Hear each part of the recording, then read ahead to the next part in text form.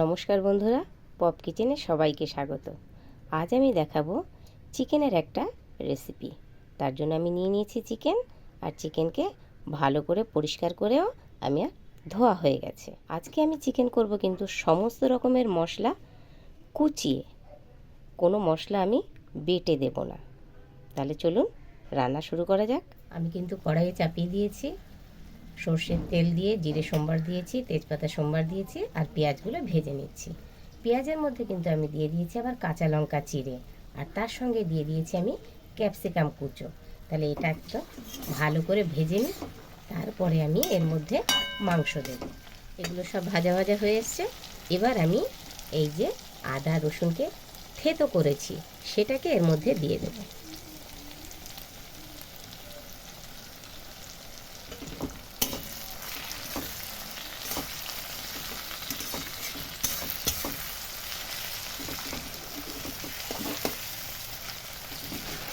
রসুনটা দিয়ে হালকা সুন্দর মিষ্টি একটা ভাজা ভাজা গন্ধ আসছে। এইবার আমি এর মধ্যে চিকেনটাকে ঢেলে দেব।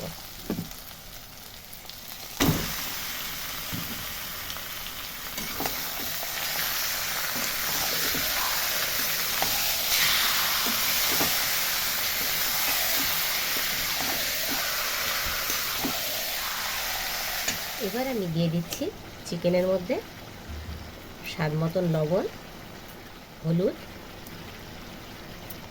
আর লঙ্কার গুঁড়ো। এবার এটাকে সুন্দর করে ভালো করে নাড়িয়ে চাড়িয়ে আমি মিশিয়ে দেব।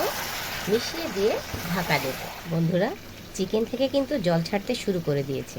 এর মধ্যে আমি দিয়ে দিচ্ছি ভেজে রাখা আলু, আর দেব কেটে রাখা টমেটো। এবার আমি এটাকে নেড়ে চেড়ে আবার ঢাকা দিয়ে দেব।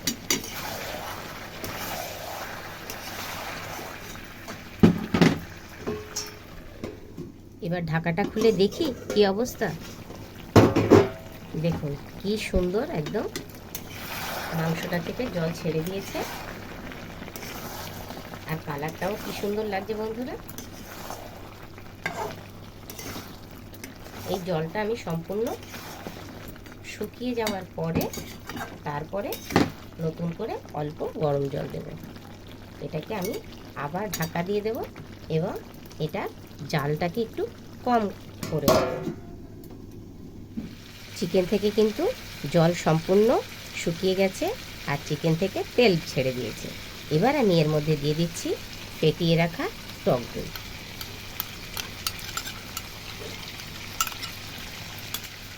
দই দিয়ে আমি একটু ভালো করে নাড়িয়ে দেব।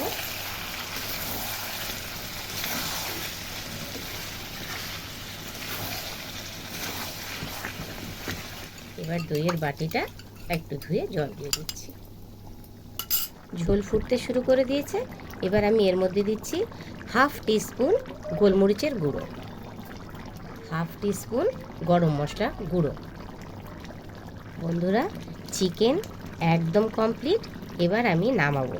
নামানোর আগে আমি দিয়ে দিচ্ছি 1 টেবিল স্পুন বাটার।